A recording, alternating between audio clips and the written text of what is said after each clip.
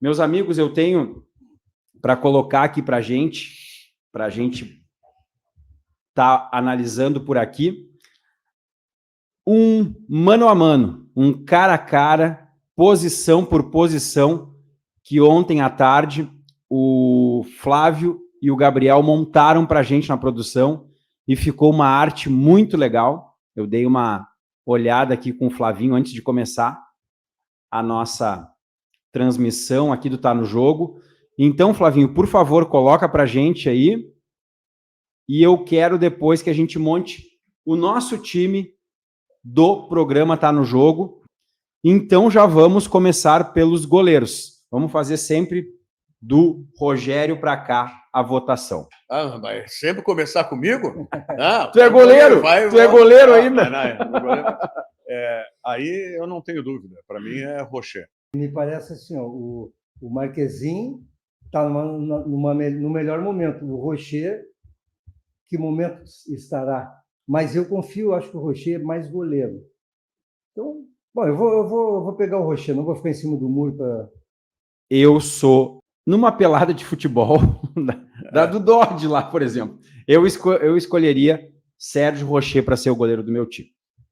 Eu acho que em termos de que já apresentaram os dois, tanto na carreira quanto aqui, a amostragem do Marquezinho é pequena, mas mesmo assim não foi das melhores. Eu vejo ele muito inseguro, Rogério. E a questão do Rocher seria só como é que ele volta, né? Flavinho, vamos agora então para ala direita ou lateral direito. Rogério.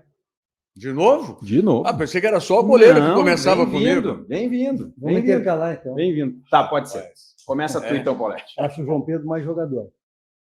Se eu tivesse que escolher um dos dois, eu pegaria o João Pedro. Eu também, Rogério. Eu vou de João Pedro. Eu fico com o Bustos ainda. Muito bem. Fico com o Bustos por uma questão. Acho que os dois não são defensivamente, né, jogadores, mas eu vejo que o Bustos tem mais recursos técnicos no apoio. É um jogador que tu põe ele jogar no meio também. O Cudê já usou como meia, né, jogando em algumas partidas, tal. Ele substitui e põe o Bustos, né, como meia. O João Pedro, eu vejo ele que mais uma vez foi uma aposta do Renato. Ele estava machucado no time dele. O Renato tinha visto já algumas partidas, os tais vídeos dele, trouxe para o Grêmio recuperou ele. E o ano passado, eu achei ele um dos melhores laterais do campeonato. Agora, o próprio Renato... E esse ano está bem também. Mas o próprio Renato não dá titularidade absoluta para ele. Está sempre naquela dúvida. Entre o João Pedro e o Fábio. Ora joga um, ora joga outro. Mas para o Grenal deve ser o João Pedro. Flavinho, vamos para zaga. Agora começo eu. No momento, indiscutivelmente, Vitão. Eu vou de Jeromel. Pelo histórico? Pelo histórico. Eu não... Por todas as condições, inclusive. Claro, se pegar um de 40 anos, o outro de 20 anos, tem essa diferença. Mas eu ainda jogaria com o Jeromel na minha frente e deixa o Vitão. E também, Rogério, se a gente pegar o retrospecto do Jeromel dentro de Grenal, ele deve ter acho que 60% de êxitos nesse clássico. Flavinho, o quarto zagueiro. Rogério, de novo, começa. Então, rapaz, essa aí é uma parada realmente difícil. Dois argentinos. Para mim, pelo menos. Para mim é uma parada difícil. Eu respeito muito o Kahneman, por tudo que ele construiu aqui, mas eu fico com o mercado ainda. Eu vejo que o mercado... gosto mais do mercado como jogador. Acho que tem uma saída de jogo também. O Kahneman é muito maluco, é muito louco, tem as suas virtudes, mas acho que o mercado é um cara mais centrado ainda.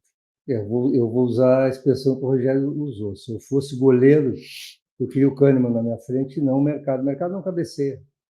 E é lento. Mas tu escolheu o Vitão, que tem 2 metros de altura e não cabeceia nada? Mas eu acho que o Vitão e o Kahneman...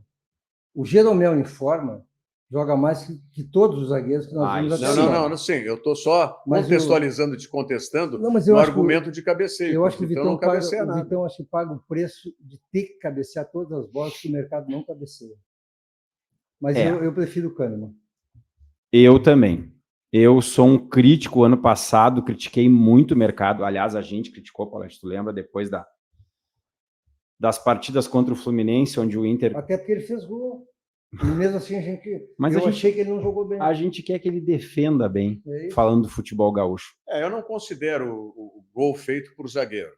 Porque eu vejo... eu quero que o jogador seja zagueiro na minha área. Que é a função específica dele. Entendi, Rogério. E aí eu vejo assim, eu falo sempre como goleiro.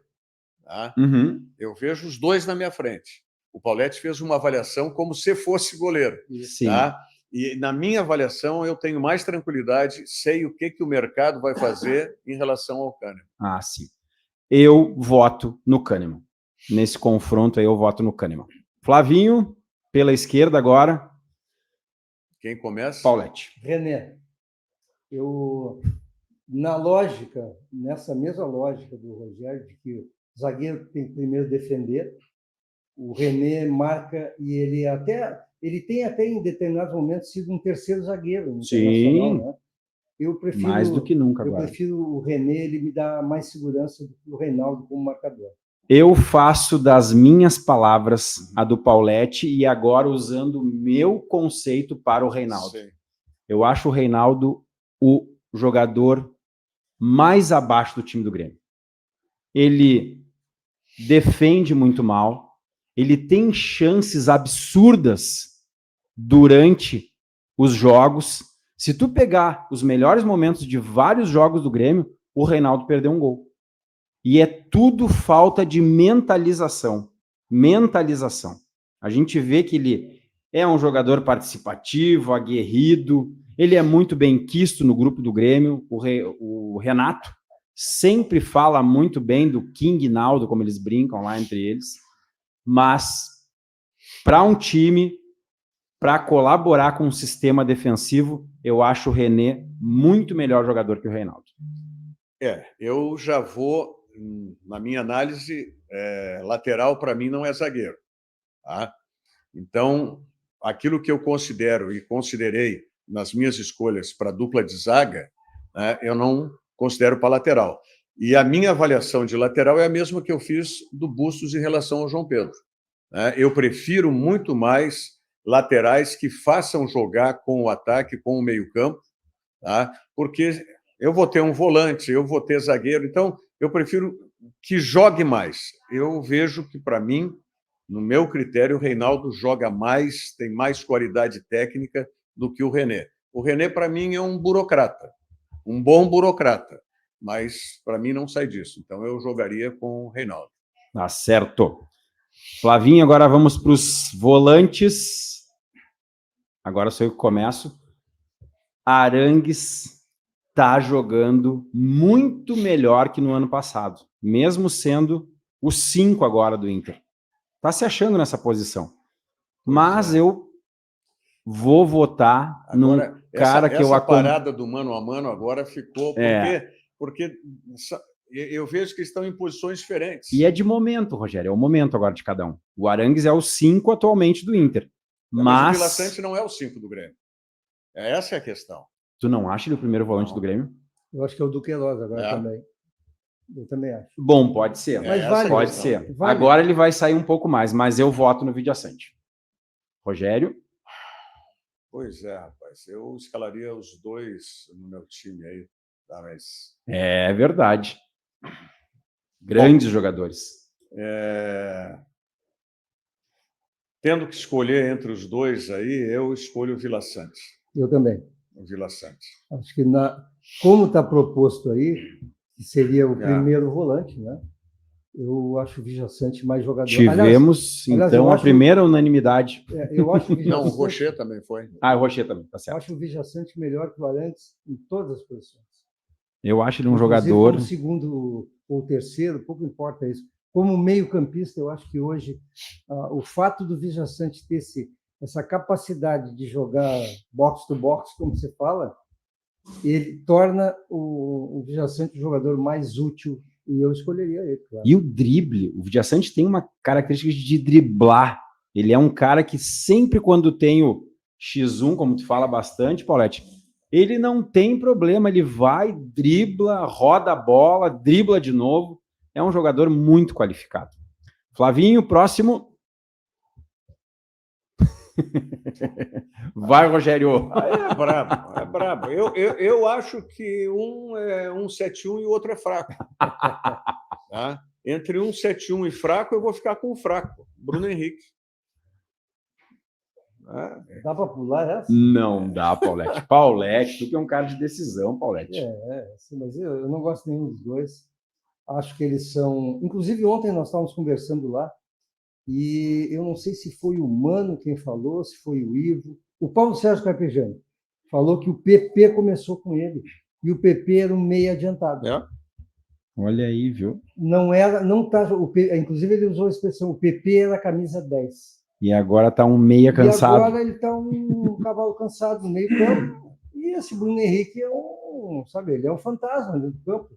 Tu não vê que ele está em campo, né? Como eu sou colorado, eu vou escolher o Bruno Henrique.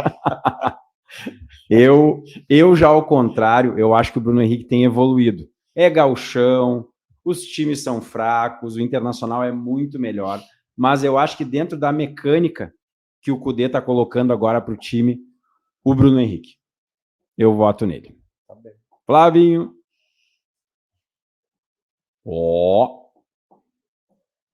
Grande disputa, esse eu começo. Esse vale... Opa. Não, mas tudo bem, Paulete. A gente está aqui conversando. Eu voto sempre no Maurício. Eu gosto muito dele como jogador. Eu quero fazer a ressalva que o Rogério fez, né? A comparação ela não está proporcional. Aí agora ainda mais. Deveria ser talvez o PP e o Maurício, ou o Villaçante, mas o Duqueiroz, como número 5, eu acho ele melhor do que o Arantes, mas nessa comparação eu pego o Maurício.